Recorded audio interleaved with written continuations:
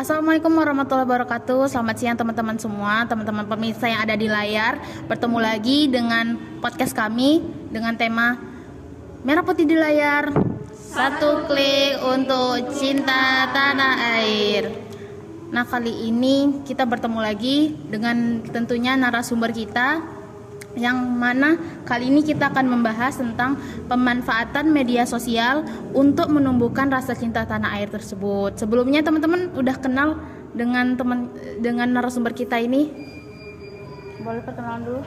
Baiklah, perkenalkan nama saya Adinda Wulandari dengan NIM 24052102. Saya Tiara Wulandari dengan NIM 24052035. Saya Tri Mulyani Hasibuan dengan NIM 24052037. Saya Dwi Sifapsi dengan NIM 24052111. Dan saya sebagai host Fitri Nur Aziza, mahasiswa PPKN 2024 dengan NIM 24052047. Nah, baiklah teman-teman, tanpa berlama-lama lagi kita langsung saja kepada pemateri kita. Oh ya, sebelumnya kita di sini karena judulnya ngobrol santai, jadi kita boleh makan ya. Ini kami disponsori oleh Rumos BTW, teman-teman. Baiklah, tanpa berlama-lama kita langsung saja kepada pemateri yang pertama ya. Kepada Dinda kami persilahkan.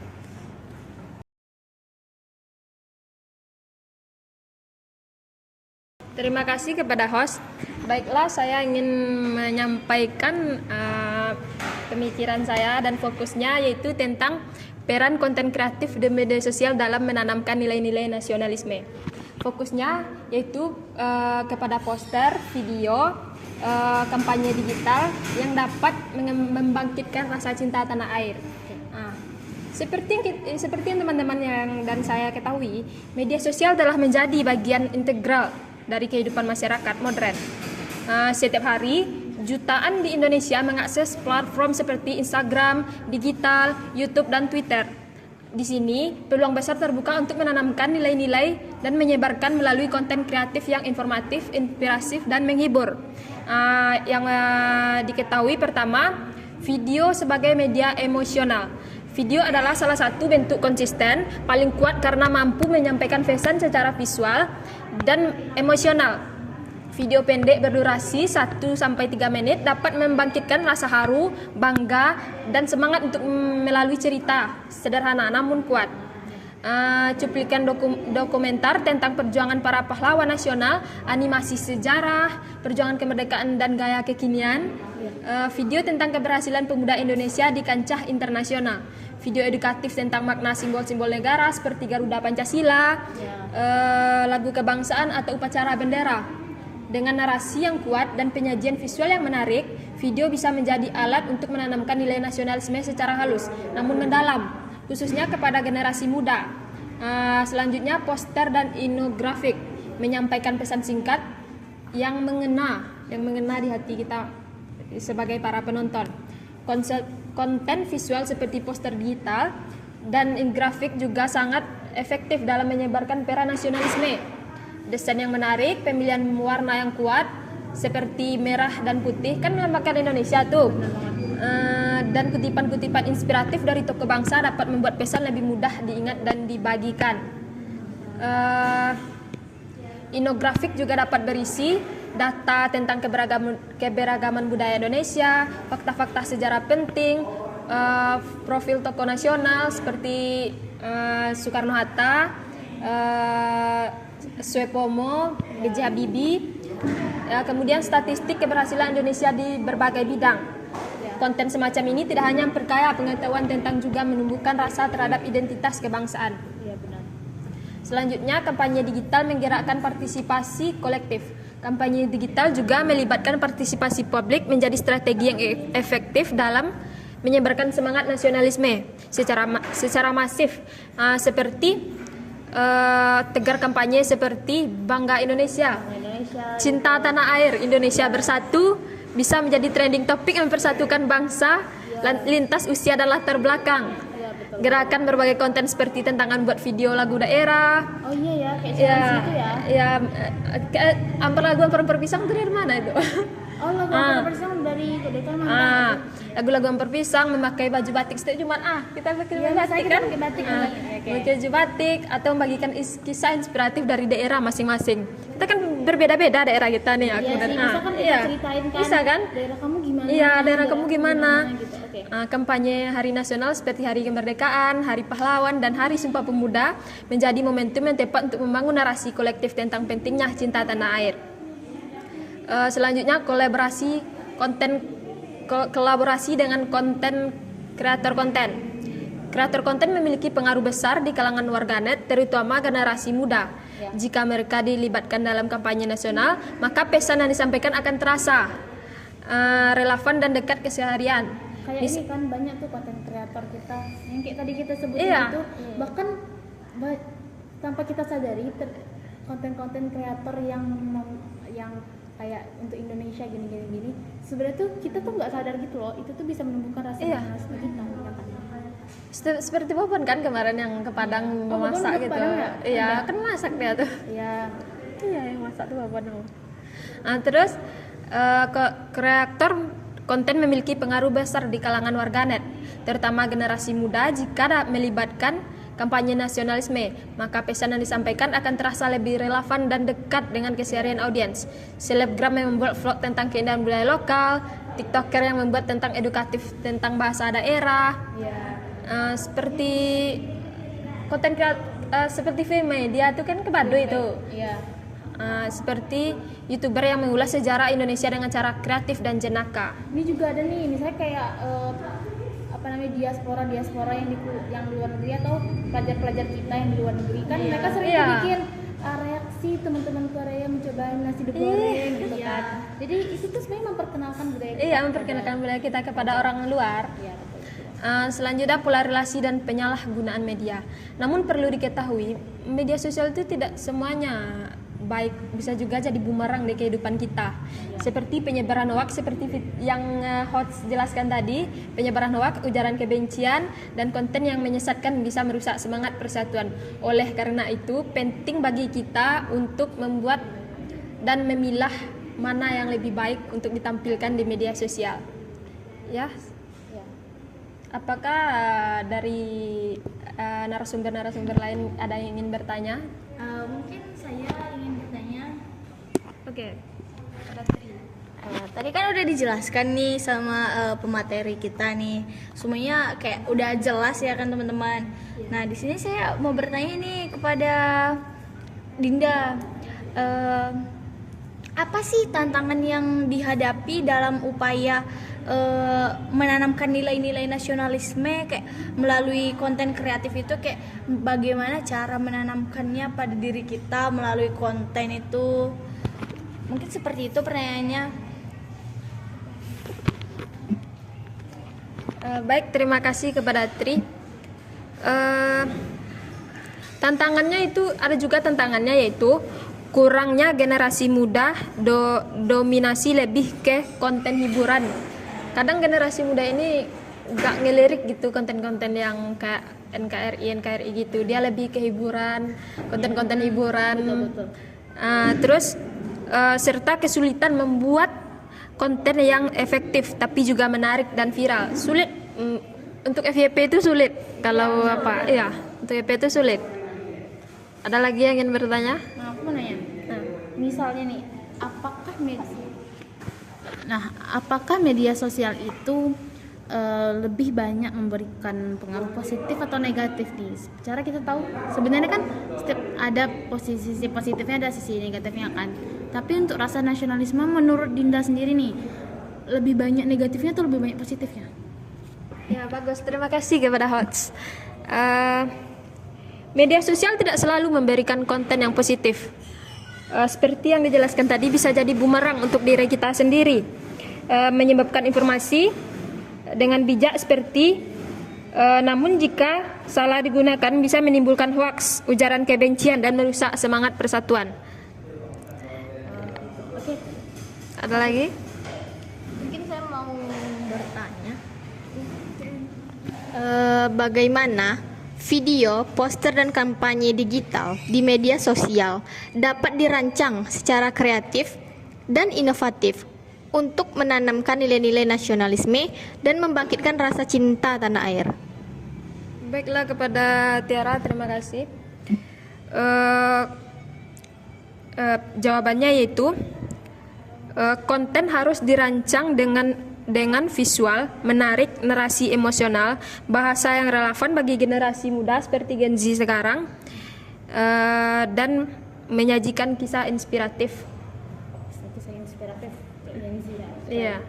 Intinya menurut saya nih, bagaimana kita bisa bikin konten itu semenarik mungkin, Iya. ya, yang bisa menarik perhatian orang Iya. lain gitu kan. Pokoknya menarik mungkin lah. Ada lagi yang ingin bertanya? Nah, saya ingin bertanya.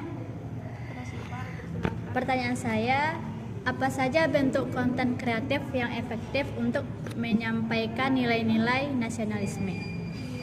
Baiklah, terima kasih Ziva. Yaitu dengan membuat video pendek inspiratif, animasi sejarah, podcast. Seperti kita sekarang ini membuat podcast tentang kebangsaan.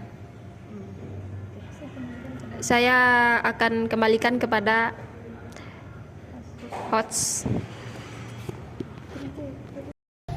Baiklah, terima kasih kepada pemateri sebelumnya. Kita lanjut lagi kepada pemateri selanjutnya yang akan disampaikan oleh Tiara nih. Baiklah, Tiara akan menyampaikan wawasannya atau memberikan kita insight baru mengenai nasionalisme ini. Pada Tiara, kepada kami persilahkan.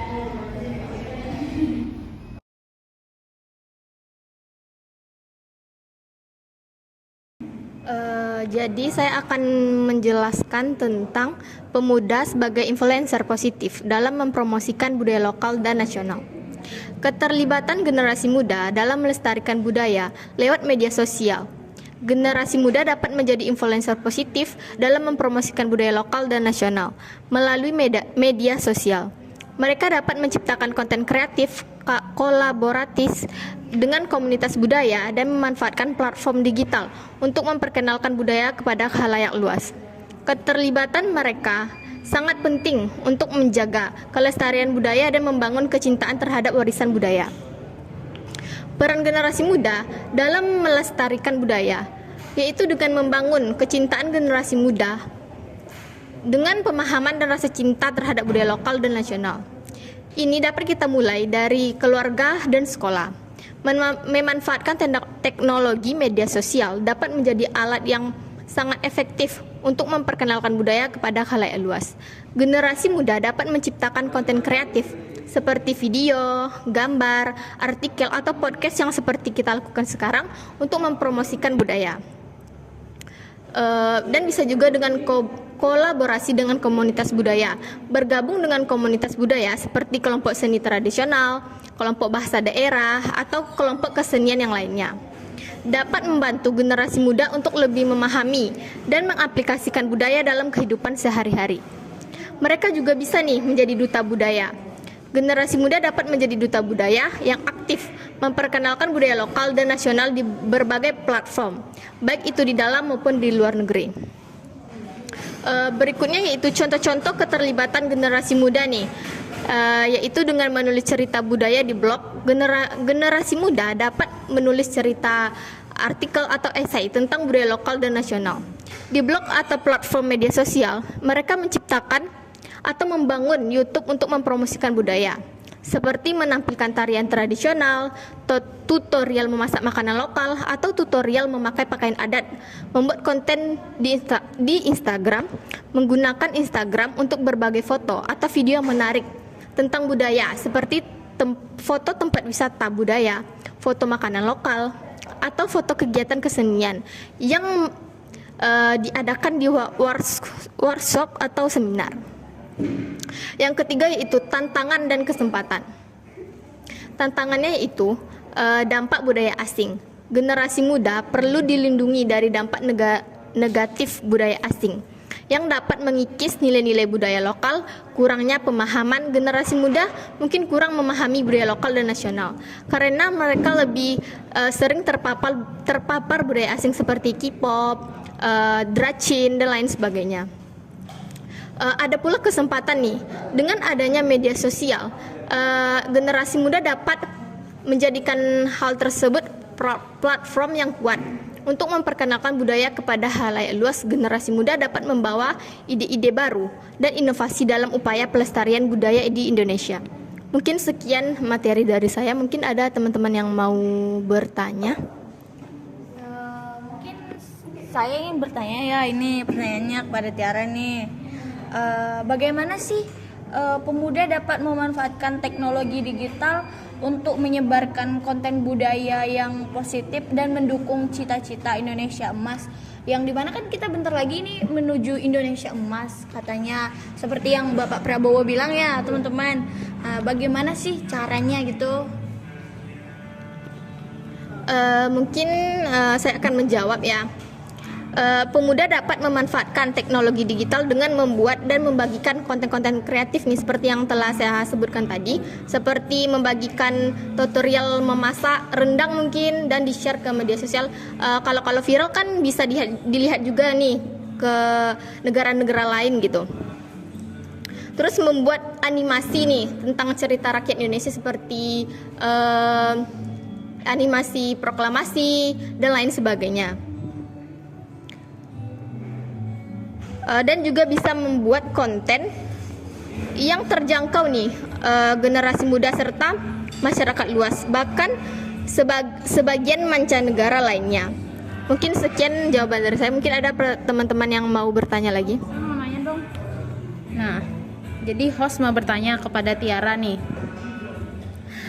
Nah, kenapa keterlibatan generasi sini, generasi muda ya, terutama yaitu influencer, kan banyak kan anak-anak muda kan sekarang ini, dianggap tuh sangat penting dalam upaya pelestarian budaya lokal dan nasional di era digital. Kenapa kita yang penting? Kenapa yang enggak generasi seperti baby boomer atau X atau milenial? Mungkin kenapa generasi muda? Karena generasi X itu kan mereka kurang paham gitu tentang TikTok, gimana cara uploadnya, YouTube gimana cara uploadnya gitu. Jadi kita lah yang sebagai generasi muda sebagai harapan penerus untuk melestarikan budaya-budaya lokal yang ada di Indonesia. Karena kita yang tahu gitu cara ngupload ide-ide kreatif kita itu kan lebih cenderung ke generasi muda. Mungkin ada yang mau bertanya lagi? Saya ingin bertanya kepada Tiara. Bagaimana peran media sosial dalam membantu pelestarian di era digital saat ini? Baik, mungkin peran media sosial dalam membantu melestarikan budaya di era digital, yaitu dengan sebagai sarana promosi budaya lokal, sebagai dokumentasi dan arsip digital, biar kita nggak lupa nih tentang budaya-budaya Indonesia. Jadi arsip gitu di media sosial kita. Terus sebagai edukasi dan kesadaran budaya, supaya dengan konten-konten yang kita buat, orang-orang yang belum ngeh nih tentang budaya Indonesia, dia jadi tahu gitu setelah melihat konten-konten yang telah kita buat gitu. Terus sebagai melawan arus globalisasi, di tengah derasnya budaya asing, media sosial dapat menjadi alat untuk menyeimbangkan pengaruh globalisasi dengan menampilkan dan menegaskan identitas budaya lokal. Mungkin sekian, ada yang mau bertanya lagi? Yang mana pertanyaan saya, apa saja bentuk konten kreatif yang dapat dibuat oleh pemuda untuk mengenalkan budaya Indonesia kepada khalayak luas di media sosial? Konten positif kan? Ya. Mungkin dengan membuat video pendek di TikTok atau reels tentang tarian tradisional, makanan tadi kan, dan pakaian-pakaian adat gitu. Terus yang kedua dengan membuat vlog perjalanan budaya nih, yang mengeksplor tempat-tempat bersejarah seperti Filmai kan tadi, dia ke Baduy gitu. Itu ada juga nih anak, misalnya dia ada konten kreator, dia anak hukum, tapi yang suka sejarah, jadi dia sering tuh belusukan.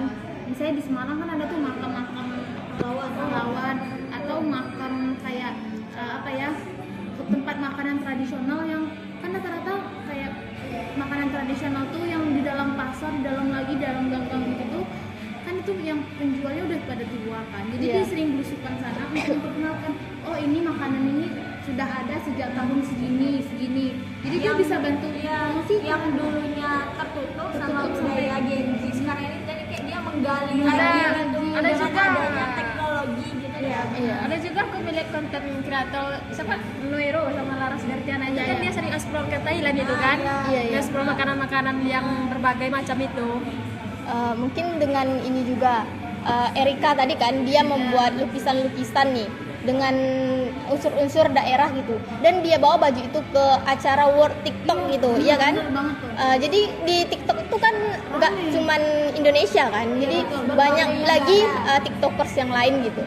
Jadi dengan dia membuat konten terkait baju yang memberikan unsur-unsur budaya Indonesia gitu, jadi kan orang-orang juga kenal gitu. Oh ini batik dari Indonesia, oh ini bunga rafflesia dari Indonesia gitu. Mungkin sekian, saya kembalikan kepada host. Nah, terima kasih sebelumnya pada pemateri sebelumnya. Baiklah, sekarang kita langsung saja kepada pemateri selanjutnya, yaitu pada Dwi Syifa nih.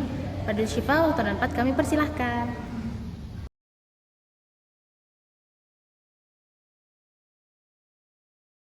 Baik, di sini saya akan membacakan materi saya tentang gerakan digital sebagai wadah kampanye cinta tanah air di kalangan milenial dan Gen Z. Fokusnya penggunaan tagar, tren, dan challenge untuk membangun kesadaran kebangsaan.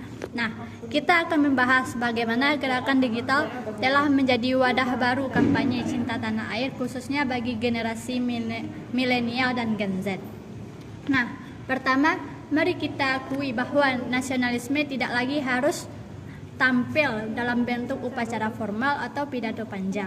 Generasi muda Indonesia kini hidup di dunia yang sangat digital, di mana ekspresi nasionalisme pun harus mampu beradaptasi. Media sosial seperti Instagram, TikTok, dan Twitter telah menjadi ruang lingkup baru. Disinilah nilai-nilai kebangsaan bisa disampaikan dengan cara yang lebih kreatif, fleksibel, dan dekat dengan keseharian anak muda. Salah satu bentuk kampanye cinta tanah air populer adalah penggunaan tagar. Nah, tagar seperti cinta tanah air dalam konteks media sosial, tagar bukan hanya sekedar penanda topik, tapi juga ajakan koleksi untuk terlibat. Nah, selanjutnya ada challenge. Generasi muda sangat responsif terhadap tantangan-tantangan yang menyenangkan namun bermakna. Misalnya ada lagu nasional yang mengajak pengguna penyanyi lagu kebangsaan dengan gaya masing-masing. Ada juga OOTD Nusantara yang mendorong pemuda menampilkan pakaian adat dari berbagai daerah. Tantangan-tantangan seperti ini menguatkan identitas secara aktif dan partisipatif. Tren digital lainnya seperti video pendek, TikTok juga menjadi media yang sangat kuat. Banyak konten kreator yang mengangkat sejarah Indonesia, tokoh pahlawan, bahkan budaya daerah dan nilai-nilai Pancasila lewat cara yang ringan dan menghibur. Video edukatif dengan nuansa humor terbukti lebih disukai oleh audiens muda. Namun tentu ada tantangan yang tidak boleh kita abaikan. Gerakan digital juga rawan dimanfaatkan untuk menyebarkan hoaks atau nasionalisme semu. Banyak konten yang hanya ikut tren tanpa pemahaman yang mendalam tentang nilai-nilai kebangsaan. Bahkan sebagai besar pengguna media sosial hidup dalam filter yang membuat mereka hanya terpapar informasi sejenis. Untuk menjawab pertanyaan itu, literasi digital menjadi hal yang sangat penting. Generasi muda harus dikebali kemampuan untuk memilih informasi, mengecek kebenaran konten, dan tidak mudah terpancing emosi. Pemerintah, pendidik, dan komunitas digital harus bekerja sama membentuk kampanye cinta tanah air yang inklusif, menyenangkan, tetapi tetap substansial. Nah, sebagai penutupnya, nasionalisme generasi milenial dan Gen Z tidak boleh dipandang sebelah mata. Mereka cinta tanah air dengan cara mereka sendiri, lewat story atau tagar dan challenge. Nah, semua itu sah-sah saja selama tujuannya adalah untuk merawat rasa kebangsaan, memperkuat identitas Indonesia dan menjaga keutuhan NKRI di tengah tantangan zaman. Nah, hanya itu yang bisa saya sampaikan. Apakah ada yang ingin memberi pertanyaan kepada saya? Ya, saya ingin bertanya kepada Dwi Siva. Mengapa sih gerakan cinta tanah air perlu disesuaikan dengan gaya hidup digital generasi milenial dan Gen Z? Baik, pertanyaan Dinda akan saya jawab. Mengapa gerakan cinta tanah air perlu disesuaikan dengan gaya hidup digital generasi milenial dan Gen Z? Nah, jawabannya adalah gerakan cinta tanah air perlu disesuaikan dengan gaya hidup digital generasi milenial dan Gen Z karena mereka hidup di era teknologi, terbiasa dengan media sosial dan menyukai konten yang singkat, visual dan interaktif. Penyampaian pesan melalui platform digital akan lebih mudah diterima dan dibagikan.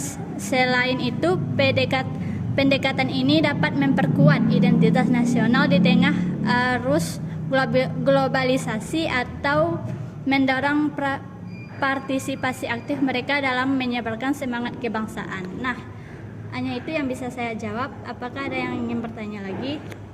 Mungkin saya mau bertanya. Tadi Siva kan sempat membahas tentang tren tagar kan? Jadi di sini saya mau nanya, bagaimana pandangan Siva tentang tren tagar kabur dulu aja yang viral di Indonesia? Nah, baik. Saya akan menjawab pertanyaan dari Tiara. Bagaimana pandangan kamu tentang tagar kabur dulu aja? Nah, tagar kabur dulu aja ini mencerminkan keresahan atau kejenuhan masyarakat, terutama anak muda, terhadap tekanan hidup, pekerjaan, dan situasi sosial politik yang dirasa tidak adil. Tren ini menjadi bentuk sindiran, kritik, dan juga pelampiasan terhadap realitas yang sulit dihadapi, meski bisa dimaklumi sebagai bentuk ekspresi. Tagar ini juga punya sisi negatif karena bisa menormalisasi sikap penghibur dari masalah dan tanggung jawab. Nah, ada lagi yang ingin bertanya?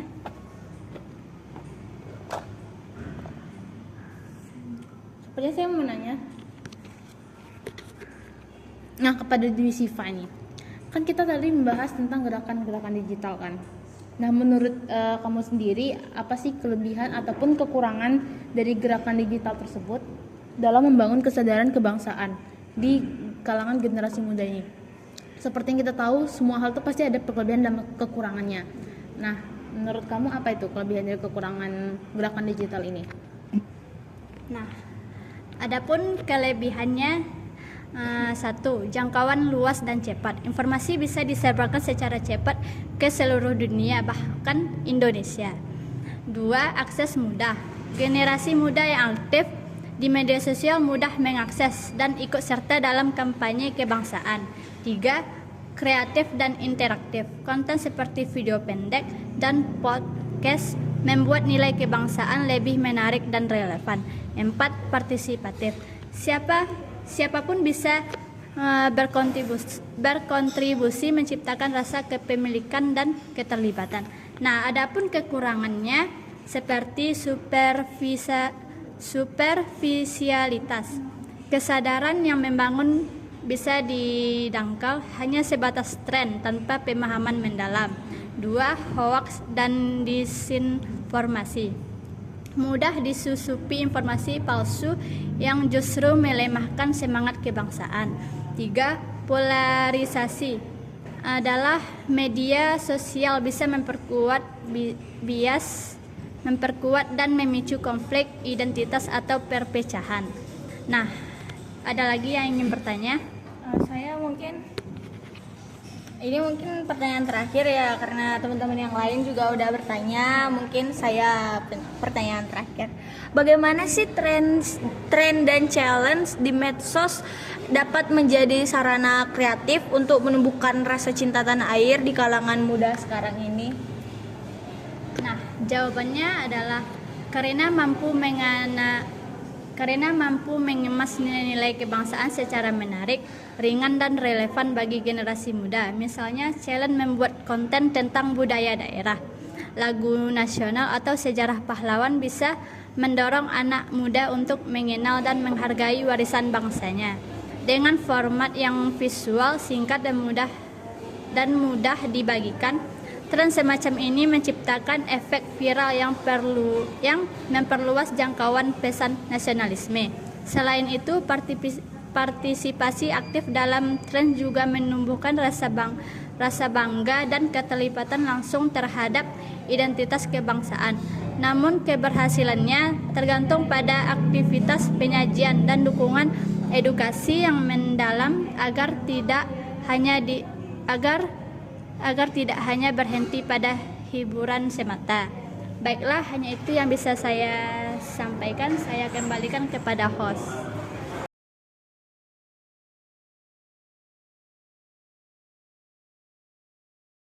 Nah, kepada Tri, waktu dan tempat kami persilahkan.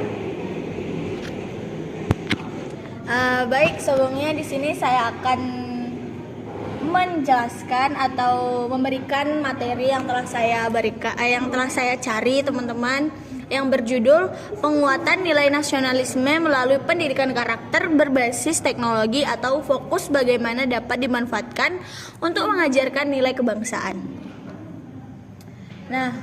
Nah, yang pertama ini kita lihat di era globalisasi saat ini, teknologi menjadi sarana yang paling berpengaruh dalam membentuk pola pikir dan perilaku generasi muda. Beberapa bentuk teknologi yang paling efektif dalam menumbuhkan cinta tanah air generasi muda antara lain medsos, aplikasi pendidikan, dan platform berbagai video lagi. Dapat kita lihat seperti TikTok yang dimana dapat digunakan untuk menyebarkan konten kreatif. Bukan tentang itu aja, tapi kayak kita bisa buat di situ tentang sejarah, budaya, dan nilai-nilai kebangsaan. Yang dimana kan biasanya TikTok tuh dikasih kayak dunia hiburan, main game, kayak gitu. Ini bisa kita ubah menjadi tentang sejarah gitu, budaya, dan nilai-nilai kebangsaan. Sementara itu, platform berbagai video seperti YouTube juga dapat menjadi sarana untuk menjadikan dokumenter dan cerita sejarah dalam format yang lebih mudah dicerna oleh generasi muda saat ini. Teknologi juga dapat dimanfaatkan secara efektif untuk menanamkan nilai-nilai kebangsaan melalui cara berpikir kita, kayak yang pembelajaran kolaboratif. Terus yang kedua kayak tingkatan keterlibatan dan interaksi. Terus dorongan pembelajaran berbasis proyek dan aktivitas. Terus selanjutnya juga ada penguatan pendidikan dan kesadaran kewarganegaraan.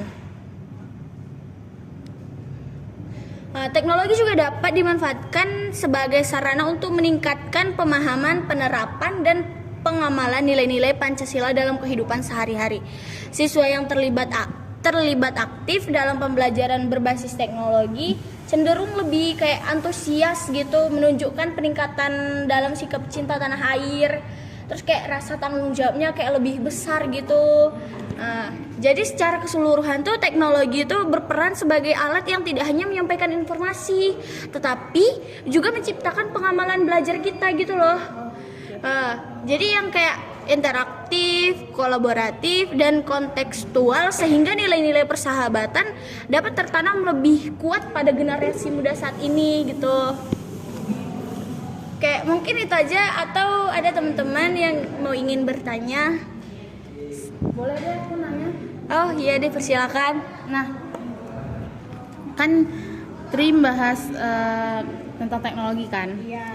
Nah, di sini aku mau nanya, tantangan apa sih sebenarnya yang dihadapi dalam menerapkan pendidikan yang pendidikan karakter yang berbasis teknologi, khususnya dalam hal penanaman nilai nasionalisme. Seperti yang kita tahu tadi kan, dengan adanya teknologi ini bisa kita bisa pembelajaran dalam hal pembelajaran pendidikan karakter gitu. Apa yang dihadapi tantangannya gitu? Baik, mungkin kayak tantangannya dalam penerapan karakter pendidikan berbasis teknologi ya, khususnya dalam penanaman nilai nasionalisme nih, tuh bagaimana menghadapi derasnya arus informasi yang sangat cepat gitu, kayak nggak selalu bisa kita kontrol gitu kan. Nah, di era digital ini penyebaran berita hoaks dan konten negatif dapat mudah lebih mempengaruhi opini publik gitu, dan menimbulkan polarisasi yang mengancam persatuan bangsa. Hal ini dapat membuat proses menanamkan nilai kejujuran, tanggung jawab, dan kecintaan terhadap tanah air menjadi semakin sulit karena siswa dan generasi muda seringkali terpapar pada informasi yang salah gitu, atau kayak tersebar dan bertentangan dengan nilai-nilai nasionalisme. Apa ada yang ingin bertanya lagi? Gimana nih? Menurut Tri, peran media sosial seperti TikTok dan YouTube dapat dimaksimalkan untuk menanamkan nilai-nilai kebangsaan pada generasi muda di era digital saat ini. Mungkin peran media sosial, TikTok dan YouTube gitu kan, dapat dimaksimalkan dalam menanamkan nilai-nilai kebangsaan pada generasi muda saat ini. Tuh kayak kita tuh dengan menyajikan konten kreatif yang edukatif dan menarik kayak gitu misalnya kayak akun resmi Kemendikbud di TikTok aktif membagikan video kan yang memperkuat karakter pendidikan termasuk nilai-nilai nasionalisme tadi. Terus dengan cara yang mudah untuk kita pahami di generasi muda saat ini gitu loh. Terus kayak konten seperti berupa cinta sejarah perjuangan bangsa, lagu-lagu nasional, atau pesan-pesan moral yang dikemas secara kreatif agar lebih menarik dan mudah diterima oleh generasi digital saat ini atau Gen Z gitu lah bisa dibilang. Selanjutnya ada lagi? Nah, di sini saya akan bertanya kepada Tri, bagaimana teknologi dapat dimanfaatkan untuk menanamkan nilai-nilai nasionalisme dalam pendidikan karakter? Mungkin pertanyaan Siva tuh teknologi dapat dimanfaatkan secara optimal tuh untuk menanamkan nilai-nilai nasionalisme ya. Tuh dalam pendidikan karakter dengan berbagai cara. Pertama tuh teknologi berperan sebagai sarana edukasi yang interaktif, menarik, misalnya melalui aplikasi edukasi, simulasi interaktif, atau game bertema sejarah perjuangan bangsa dan nilai-nilai Pancasila. Media seperti video animasi, podcast, atau infografis yang menyampaikan peran persahabatan mampu menjangkau generasi muda yang lebih familiar dengan konteks visual sehingga pembelajaran nasionalisme itu lebih menjadi efektif dan menyenangkan bagi kita gitu loh. Ya seperti itu mungkin. Ada lagi yang ingin bertanya? Seperti itu. Kalau menurut saya ya begitu ya teman-teman. Mungkin atau ada menurut teman-teman yang lain atau pendapat lain gitu. Sekarang kan YouTube tuh banyak kali kan digunakan sama Iya. Indonesia kan. Seperti yang Bobon kan gitu. Iya. Erika gitu. Iya itu bisa jadi tuh. Oh ya berarti kayak konten-konten yang tentang nasionalisme kan.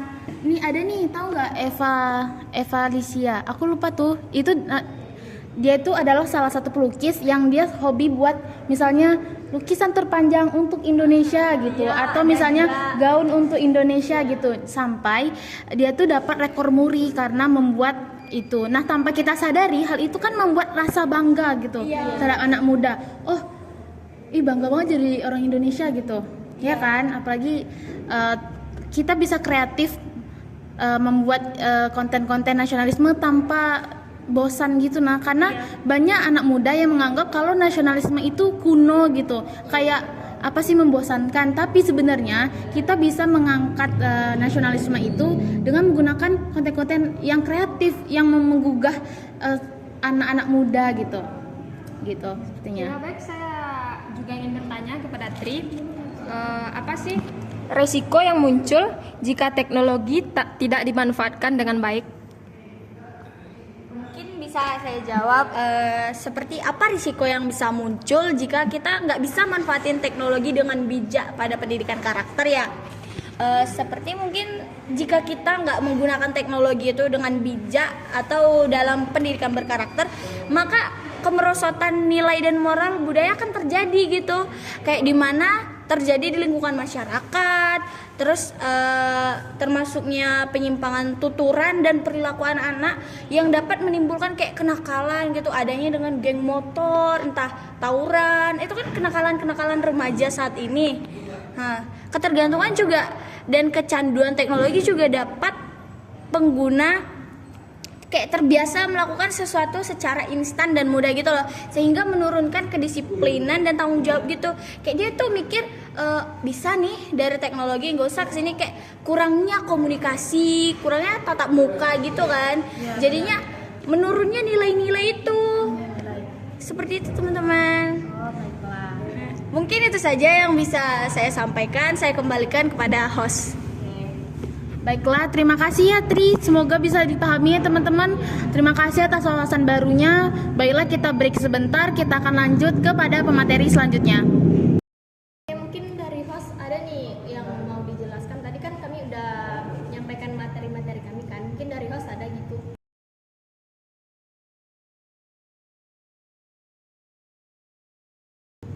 Nah, kalau dari saya sendiri sebenarnya saya ada sih yang mau saya sampaikan, apalagi nih mengenai rasa cinta tanah air atau nasionalisme di media sosial tentunya. Nah, spesifiknya di sini saya akan membahas isu yang sangat dekat dengan kehidupan kita nih. Saya akan bahas tentang tantangan dan etika dalam menggunakan media sosial untuk tujuan nasionalisme. Nah, fokus saya di sini itu adalah bagaimana cara kita bisa menghadapi hoax, ujaran kebencian ataupun konten-konten yang negatif yang dapat merusak rasa kebangsaan kita gitu. Nah, lalu apa urgensi saya dalam membahas topik mengenai tantangan dan etika ini? Seperti yang kita tahu, kita hidup di era globalisasi teman-teman. Yang mana era globalisasi ini kita kan bisa mendapatkan informasi dari segala penjuru dunia. Bahkan dari Sabang sampai Merauke kita tahu semuanya. Hal itu memberikan dampak positif untuk kita. Nah, kebanyakan informasi yang kita dapat itu dari media sosial dan dari internet ya kan teman-teman.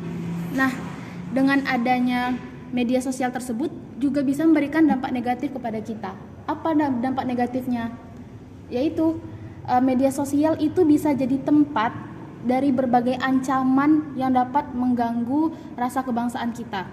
Bayangin aja nih, kalau sebuah berita itu sengaja dipalsukan untuk mengadu domba orang, akhirnya berkonflik, bahaya kan? Atau misalnya dengan ketikan kita yang jahat itu dapat menyakiti hati teman kita sebangsa dan setanah air. Nah, itulah letak urgensi saya. Kenapa saya bahas itu? Gimana sih kita bisa memahami apa yang terjadi di dunia maya ini? Terus bagaimana sih kita harus bersikap dalam dunia maya ini gitu. Nah, harapan saya setelah saya menampaikan materi ini, kita semua bisa lebih dapat memahami tantangan dalam menghadapi isu-isu yang ada di media sosial dan bagaimana cara kita menyikapinya, serta kita dapat meningkatkan kesadaran diri kita masing-masing. Oh, ternyata penting ya beretika di media sosial. Ternyata penting ya kita menjaga ketikan di media sosial gitu.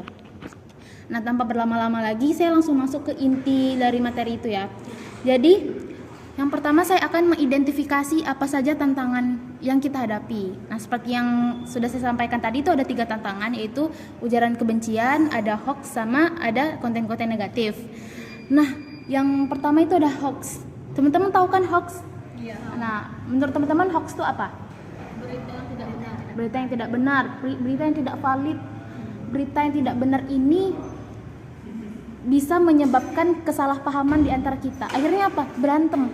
Kita aja yang salah paham sama teman kita aja bisa berantem, bisa marah-marah gitu. Nah, bisa diem-dieman. Apalagi kalau ini berita hoax yang sengaja dibuat untuk kalangan masyarakat yang luas, ya kan? Nah, berita hoax ini bisa lebih bahaya lagi apabila isunya tuh berkaitan dengan isu-isu sensitif seperti SARA.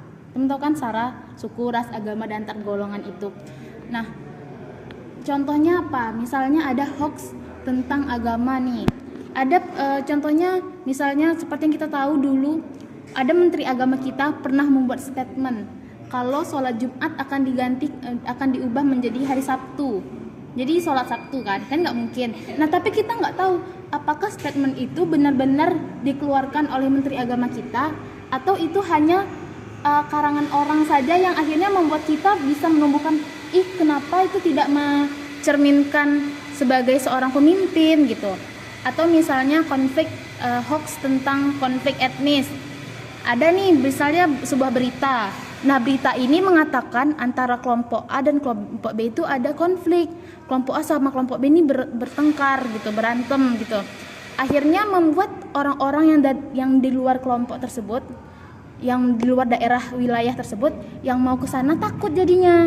Kan itu bisa merugikan kelompok A, kelompok B. Padahal mereka lagi tenang, adem, anyem, santai, damai sentosa, nggak ada masalah gitu. Akhirnya kita nggak mau kan ke sana. Kan itu akhirnya merugi. Siapa tahu pariwisata di daerah di situ bisa redup gara-gara ada masalah itu. Padahal belum tentu kan. Kemudian ada yang ketiga itu biasanya hoax tentang politik nih. Biasanya kan mau menjelang pemilu, banyak nih berita-berita berseliweran tentang salah satu kandidat gitu. Tiba-tiba kandidat ini buat hoax misalnya tentang kandidat lain yang saling menjatuhkan gitu. Atau seperti yang kita tahu akun Fufu Fafa, kita nggak tahu kan itu apakah benar ataukah tidak gitu. Atau itu hanya cocokologi netizen aja. Sampai sekarang kita belum tahu kebenarannya gitu kan. Jadi berarti berita hoax ini sebenarnya bisa sangat berbahaya gitu. Dapat mengganggu rasa persatuan kita gitu. Buat kita salah paham. Kemudian yang kedua itu ada namanya ujaran kebencian. Nah, coba teman-teman menurut teman-teman ujaran kebencian itu apa? Definisi dari teman-teman. Dari Tri coba. Ujaran kebencian itu apa? Ujaran kebencian Kayak mengomentari di Instagram yang ngomong jelek-jelek gitu. Maupun itu ujaran kebencian. Kemudian ada nggak contoh lain? Mungkin ya sih ngejelek-jelek tapi nggak ada dasarnya gitu. Ya nggak ada dasarnya kan, ngejudge orang. Iya benar, menjatuhkan orang, kita ngejudge orang gitu kan. Nah itu juga termasuk ujaran kebencian. Intinya ujaran kebencian itu kritikan yang merendahkan, menyudutkan atau bahkan membuli, atau bisa menghasut orang lain supaya membenci sesuatu gitu, nah ya kan, tanpa ada dasar yang jelas gitu. Contohnya apa? Nah, ujaran kebencian yang sering kita lihat ya di media sosial, terutama di kolom komentar itu kan sebenarnya kayak kok bisa ya orang ngomong kayak gitu, jahat banget gitu. Nah, apa sih misalnya dari suku gitu, ada nih yang ngomentarin suku ini sama dengan hama. Sering kan kita lihat di komentar misalnya, suku ini keras-keras orangnya, mana tahu emang kayak gitu pembawaannya, bukan berarti dia keras kan gitu. Atau misalnya suku ini orangnya kayak mana gitu. Nah, ada suku ini saya pelit, tapi kita nggak tahu ya teman-teman ya kan. Nah, padahal tuh karena kenapa mereka ngomong kayak gitu? Mereka tuh kadang hanya ketemu satu orang, tapi mereka mengeneralisasikan semuanya. Padahal baik buruk seseorang itu kembali lagi tergantung dirinya sendiri kan. Kita nggak boleh mengeneralisasikan, suku ini kayak gini, nggak bisa. Itu balik lagi ke orangnya ya kan. Yang kedua misalnya ada tentang ras dan warna kulit. Sering kan kita lihat tuh di komen kayak, Maghrib banget, ya kan, itu menurut saya tuh jahat banget loh. Kayak gimana ya? Kita tahu loh Indonesia ini beragam suku ya kan, suku, agama dan lain sebagainya. Jadi dari warna kulit putih sampai yang paling gelap pun ada. Kuning langsat ada, sawo matang ada, tan. Sebenarnya yang dibilang Maghrib tuh apa? Yang tan skin kan. Jadi sebenarnya standar kecantikan tuh nggak harus putih, ya kan? Jadi karena di Indonesia ini ramai, maksudnya banyak gitu loh sukunya. Jadi cantik itu relatif teman-teman. Jadi cintailah dirimu, merasa cantik lah. Ya kan. Selanjutnya itu ada misalnya ujaran kebencian di bidang politik. Kan sering juga kita lihat tuh. Iya kan, panggilan-panggilan pengalihan isu sengaja dibuat gitu, seperti ujaran kebencian. Kadang yang sering kita lihat sekarang ini ya, karena pemilihan presiden tuh udah 2024, sekarang udah masuk 2025, tapi masih aja diungkit-ungkit terus sekarang ya, kayak ini anak abah, ini kaum 58, yang ini omon-omon gitu, yang ini mana tahu anak-anak ini gitu kan. Kan itu sebenarnya saling menjatuhkan, padahal ya karena pemilu udah selesai, apa salahnya kita nih sekarang nih bersatu mikirkan bagaimana bisa mencapai Indonesia Emas 2045 tanpa harus menjatuhkan satu sama lain lagi, karena udah kepilih juga kan presidennya ya kan. Nah, ya nggak ada gunanya lagi kita kayak gitu. Sudah tuh sepertinya itu saja. Selanjutnya yang ketiga itu adalah konten negatif. Apa saja sih yang termasuk dalam konten-konten negatif ini? Nah, yang termasuk dalam konten negatif ini tuh ada banyak sih teman-teman. Kayak isinya tentang radikalisme atau yang sesat gitu. Aliran sesat tuh bisa juga kan, yang kayak ini misalnya yang konten terus yang menampakkan bahwa mereka nih aliran sesat, kayak sholat kilat gitu kan pernah kita lihat tuh kan. Ada mah ya yang viral tuh yang Allah Iya kan, cepet gitu kan, dia kan sholat kilat gitu. Sebenarnya itu sebenarnya konten negatif gitu. Terus juga yang tentang radikalisme, terorisme tuh juga bisa. Konten-konten yang berbau-bau pornografi juga bisa gitu kan. LGBT juga bisa tuh. Terus bisa juga tuh misalnya kan. Terus juga yang provokasi, yang dia tuh buat konten yang provokatif gitu, nah bikin orang semuanya ayo kayak gini, bikin orang semuanya marah biar mempengaruhi orang. Iya betul. Nah itu kan juga bisa gitu, apalagi kalau misalnya intinya konten-konten yang tidak mencerminkan nilai-nilai Pancasila, itu termasuk konten negatif tuh ya kan teman-teman. Nah kenapa sih, atau bisa juga yang konten negatif tentang distorsi sejarah atau sejarahnya nih sengaja menyimpang, padahal kan seringan gitu, apa sih nama kita, playing victim ya kan, playing victim gitu kan, sengaja nih ternyata padahal kronologinya kayak gini tapi ternyata sengaja dibuat-buat menyimpang gitu kan. Itu sebenarnya distorsi sejarah juga ataupun suatu peristiwa gitu.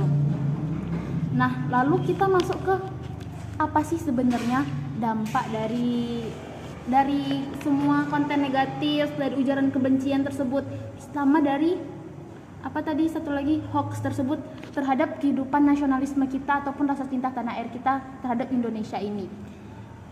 Pokoknya dampak negatifnya itu yang pertama ya, terjadinya polarisasi. Akhirnya kita cenderung berkelompok. Kita saling membenci satu sama lain. Ya udah, kamu suku-suku itu aja, aku yang ini aja gitu. Nah, kamu yang pandangan politik itu, aku yang ini aja gitu lah. Jadi kita kan terkelompok-kelompok gitu, nah terpolarisasi kemudian. Terus juga akhirnya menimbulkan konflik, bahkan bisa sampai konflik kekerasan ya kan, kayak wah aku marah banget nih, aku digituin, ayo kita besok kita giniin mereka gitu. Nah kan itu bahaya juga ya kan. Terus juga bisa akhirnya dengan ada konflik tersebut menyebabkan stabilitas negara tuh terganggu. Akhirnya negara terganggu gitu, banyak masalah. Nah ini masalah ini belum selesai, muncul lagi masalah ini. Nah bayangkan banyak masalah di negara ini, sedangkan negara ini aja kita bilang belum terlalu damai gitu lah, ya kan, masih agak-agak kacau gitu. Kemudian ada erosi kepercayaan. Kita jadinya gampang mudah curiga kan. Kita mudah curiga. Ya aku curiga deh sama, berprasangka buruk, seuzon terus kita sama orang, jadi sama teman-teman kita itu. Nah kalau kita udah seuzon, emang kita bisa hidup tenang? Dikit-dikit gitu kan? Ya kan? Kita jadi selalu bersikap kita defensif gitu.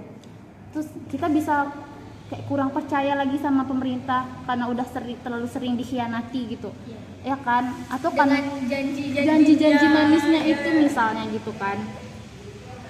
Terus akhirnya juga dengan adanya ujaran kebencian akhirnya membuat trauma psikologis, ya kan? Jadinya kayak aku dihujat nih sama netizen padahal nggak berdasar gitu ngujatnya. Padahal kayak misalnya body shaming gitu kan tuh nggak boleh juga gitu. Akhirnya membuat trauma psikologis kepada korban gitu kan.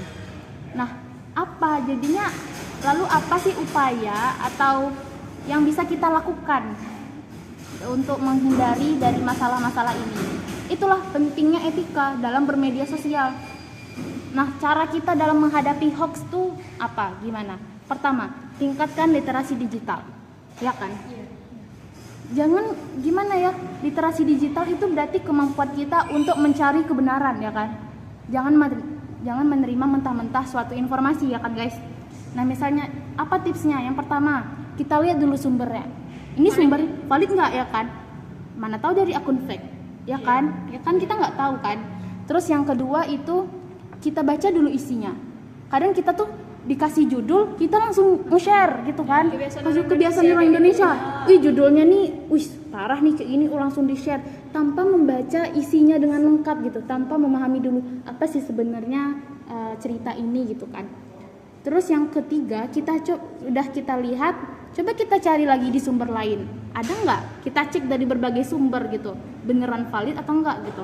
Atau misalnya kalau kan kadang pernah tuh ada foto, terus ada video, misalnya ada foto terus ada narasinya. Ternyata fotonya itu foto zaman kapan? Ya kan kita nggak, ya maka kita harus cek tanggal dan waktunya apakah sesuai. Kalau nggak itu mungkin itu bisa jadi hoax ya kan. Nah, kemudian juga kita lihat foto atau videonya tuh diedit apa enggak.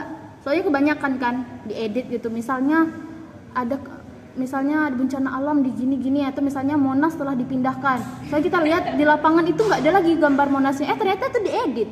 Ya kan? Dipakai AI ya kan? Apalagi sekarang udah canggih banget nih. Habis itu selanjutnya kita lihat lagi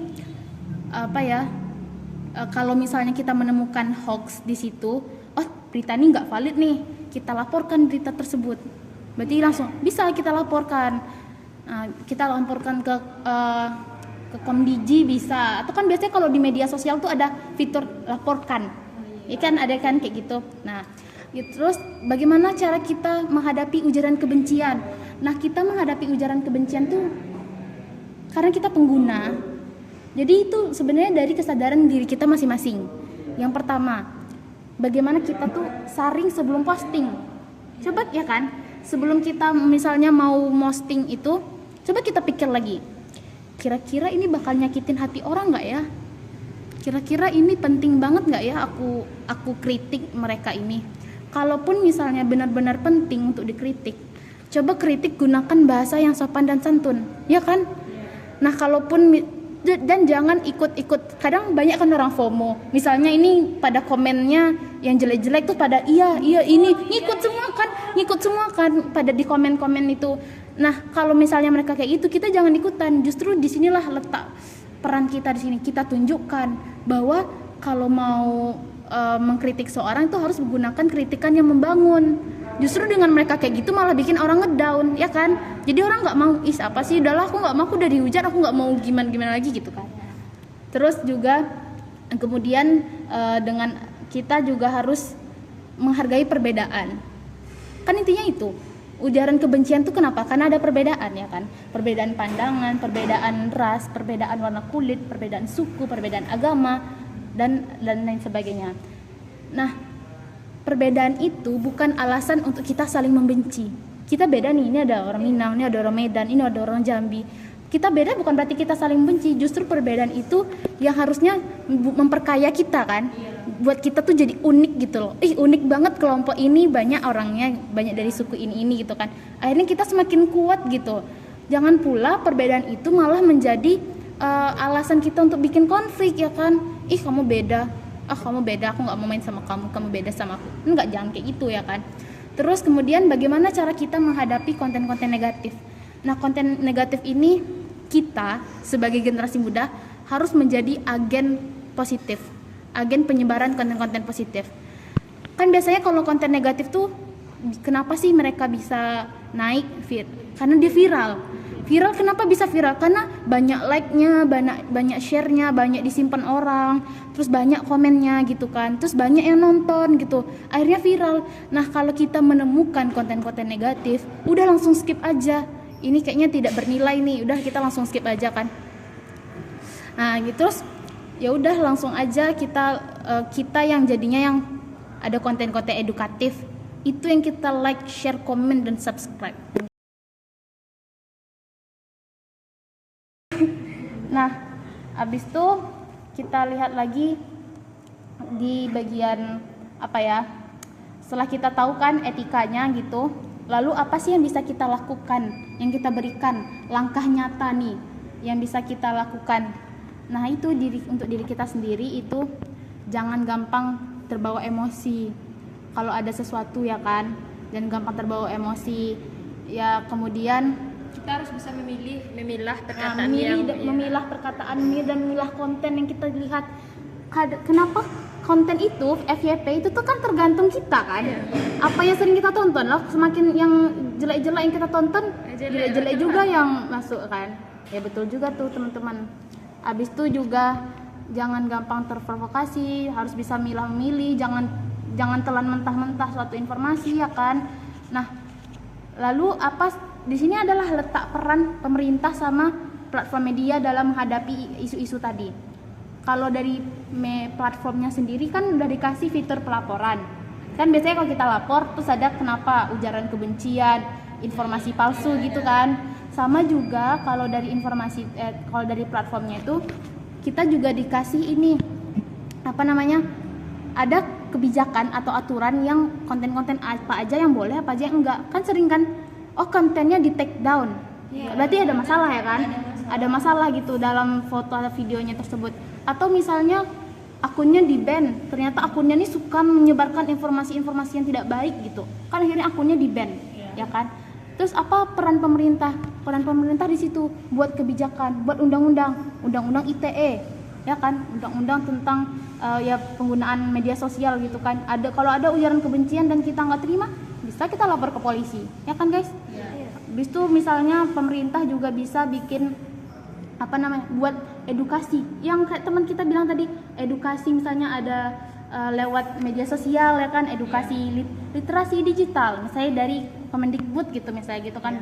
Ayo literasi digital misalnya, atau dari Komdigi misalnya cerdas literasi digital gitu misalnya gitu kan. Atau yang ketiga itu pemerintah bisa ngeblokir akun atau situs-situs yang bermasalah, misalnya situs slot dan lain sebagainya, kan itu kan menyebarkan konten-konten tidak baik gitu kan. Itu bisa diblokir sama pemerintah tuh.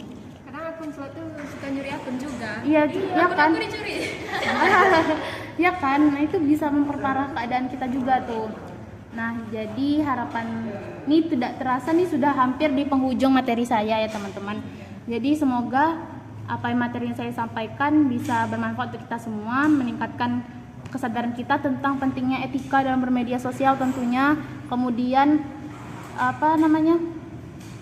kita bisa lebih paham gitu loh tentang masalah yang kita hadapi saat ini. Apalagi sekarang juga banyak kan anak kecil yang udah pandai main media sosial. Kalau dia lihat jelek-jelek terus bahaya. Kan, apalagi yang kayak konten-konten yang tidak bermanfaat kayak brand root, kayak tung sahur gitu. Ya kan, sebenarnya tuh kalau kita lihat nggak ada nilainya. Ya kan, itu cuman anomali yang dibuat gitu. Kasar sekali nggak masalah, tapi kadang anak-anak tuh yang tidak tahu membedakan mana baik dan mana buruk gitu. Mungkin teman-teman ada mau nanya nggak? Saya mau nanya nih. Mungkin kan tadi udah dijelasin nih sama host, semuanya sudah mencakup ya, mungkin sangat jelas sekali. Tuh kayak menurut host kayak mana sih cara menumbuhkan kesadaran masyarakat tuh khususnya generasi muda saat ini agar selalu menerapkan etika dan tanggung jawab di media sosial tuh. Kan yang semakin meluasnya konten-konten negatif tuh kayak mana sih cara menumbuhkannya tuh, menyadarkan generasi muda tuh biar nggak salah arah gitu, biar nggak menyimpang, biar dia lurus aja gitu. Nah, kalau dari saya sendiri ya, gimana cara kita bisa menumbuhkan kesadaran masyarakat, terutama yang generasi muda, yang anak-anak Gen Alpha, Gen Z ini ya kan. Nah, pertama kita harus kasih contoh nyata, contoh positif gitu loh. Jadi justru kan kebanyakan yang komentar di negatif, yang buat konten-konten negatif itu kan generasi muda juga, ya kan. Nah, justru itu salahnya. Jadi Gen Z itu harusnya bikin contoh nyata gitu kepada adik-adik dan kepada sesama kita, bikin konten-konten yang positif. Jadi kita berarti konten-kontennya ini positif gitu. Nah, itu kasih contoh nyata yang positif ya kan. Terus kita juga edukasi anak-anak tersebut sejak saat ini gitu. Nah, kita harus bilang, tanamkan nilai-nilai Pancasila. Dek, hargai perbedaan. Jadi meskipun ada yang berbeda orang, kan kita di sini anggaplah kita saat itu anak-anak itu nggak ada yang berbeda dari dia di lingkungan rumah dia. Tapi pas dia masuk ke HP, dia ketemu teman-teman dari Papua, beda warna kulit, beda itu. Jadi mereka tuh harus diedukasi, meskipun mereka berbeda sama kita, bukan berarti kita bisa menghina mereka gitu. Cobalah berteman, coba kayak dukung mereka gitu, kan bisa kenalan atau kayak mana gitu kan, yang memberikan semangat yang positif gitu. Selanjutnya kita bisa lewat kampanye kreatif, atau misalnya kita kan sering kan buat sama kayak kita buat video, misalnya cintai Indonesia gitu. Kita buat konten-konten di seperti Erika, seperti Eva itu, ya kan, seperti Bobon itu kan konten-konten positif tuh, ya kan, kampanye sosial gitu, kampanye kreatif. Terus juga kita ajak ruang diskusi. Nah, harusnya kolom komentar itu dipenuhi dengan ruang diskusi, bukan malah ujaran kebencian. Jadi ajak gitu loh, apa sih yang kita nggak tahu. Jadi ajak kita semua ini untuk berdiskusi, bukan malah memberikan ujaran kebencian gitu. Terus kita juga harus memberikan kayak fokus dampak dan empati nih, biar gimana ya, coba kita suruh mereka tuh mikir, kita nih atau adik-adik kita tuh, coba kamu bayangin kalau jadi mereka, apa sih nanti rasanya gitu. Nah, jadi kan biar mereka tuh merasakan gitu loh apa yang terjadi seandainya jika dia tuh bikin ketikannya yang gimana gitu. Sepertinya itu aja sih. Ada lagi nggak mau nanya? Boleh dah. Tadi kan Fitri bicara soal hoak ya kan? Jadi pernah nggak sih Fitri nyebarin hoak gitu tapi tanpa sadar?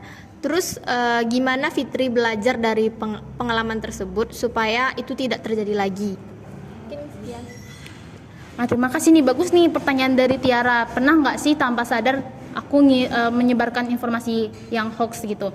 Kayaknya pernah ya. Saat itu aku bingung, aku lupa sebenarnya ya apa masalahnya, tapi aku kirim ke temanku. Nah, temanku ini yang bilang, "Pit, ini palsu loh, kamu jangan percaya," kayak gitu kan. Iya ya, kenapa palsu? Soalnya tengoklah di kolom komentarnya aja kayak gini-gini kan, kita sering kan cari informasi di komentar. Ini kenapa sih? Terus kita baca komen dulu untuk tahu faktanya. Ternyata itu bukan faktanya. Saya tahu pun karena dari teman saya yang ngasih tahu kalau ternyata itu hoax.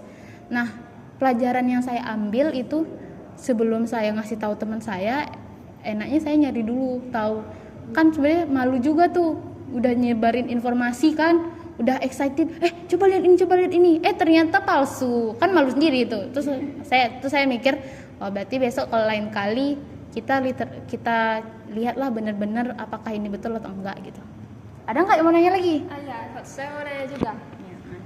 Mengapa sih pentingnya membahas tantangan dalam etika bermedia sosial ini?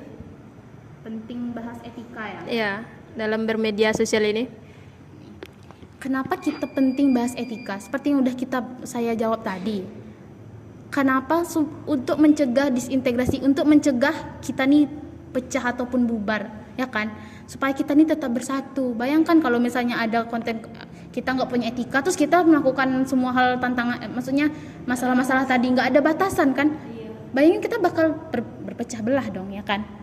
Terus juga untuk melindungi identitas nasional kita, untuk mempertahankan nilai-nilai Pancasila yang udah kita pegang ini. Terus juga untuk mempererat rasa nasionalisme. Dengan hal-hal tersebut itu bisa mempererat rasa bangga kita terhadap tanah air, terhadap Indonesia gitu. Terus juga untuk menangkal disinformasi. Kenapa kita perlu etika, apalagi literasi digital? Ya supaya kita nggak kemakan berita-berita palsu. Kan sering tuh juga berita palsu, misalnya di grup-grup chat WA, pernah kan akun bansos, ternyata itu link phishing yang untuk ambil uang kita, ya kan, merusak HP kan, untuk nyuri juga kan, itu kan berita hoax. Makanya jangan klik sembarangan klik ataupun apapun itu gitu. Nah, Kan yang bagikan link-link dari iya kan, yang bagikan link, bahkan di WA di grup-grup kita juga ada kan, grup vis atau apa gitu, yang mau join gabung gitu misalnya. Terus juga dengan adanya etika ini kita bisa membangun ekosistem digital yang lebih baik dan lebih positif. Bayangin kalau sosial media tuh adem ayem, nggak ada konten-konten yang jelek gitu. Kita nggak lihat korupsi terus tiap hari gitu kan. Yang baik-baik aja gitu. Kan pasti senang gitu kita lihatnya. Tuh. Dah, ada lagi yang mau nanya? Bagus. Nah, di sini ada pertanyaan untuk Fitri. Apa dampak konten negatif terhadap persatuan dan kesatuan bangsa? Terhadap kesatuan dan kesatuan bangsa. Nah, konten negatif ini, berita bohong, hoax, atau provokasi itu bahaya banget buat kita karena bisa bikin kita saling curiga, bisa bikin kita saling membenci. Akhirnya, bayangkan kamu kalau saling benci, maka kamu mau kerja sama. Enggak kan? Pasti kayak, siapa sih gitu kan? Enggak mau kan gitu. Nah, dengan ada konten negatif dan semua hal tadi itu bisa memecah belah kita. Dan persatuan kita tuh jadi gampang mudah kayak retak gitu. Nah, Nggak mau kan kita sampai ada penjajahan part 2, jangan sampai kan dulu itu divide and impera kan, itu kan politik adu domba tuh ya kan, yang sengaja dibuat akhirnya kita gampang banget dijajah. Jangan sampai kita kayak gitu, kita belajar di masa lalu. Mungkin seperti itu aja jawabannya. Dah teman-teman, ada lagi yang mau tanya? Nggak, mungkin udah cukup sekian ya. Baik.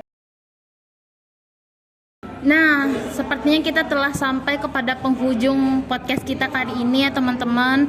Terima kasih saya ucapkan yang sebesar-besarnya kepada narasumber yang sudah berkesempatan hadir di acara podcast ini. Semoga ilmu yang diberikan dan wawasan yang diberikan itu bisa bermanfaat untuk kita semua. Mungkin cukup sekian. Saya host Fitri Nur Azza, pamit undur diri. See you, sampai jumpa lagi podcast selanjutnya.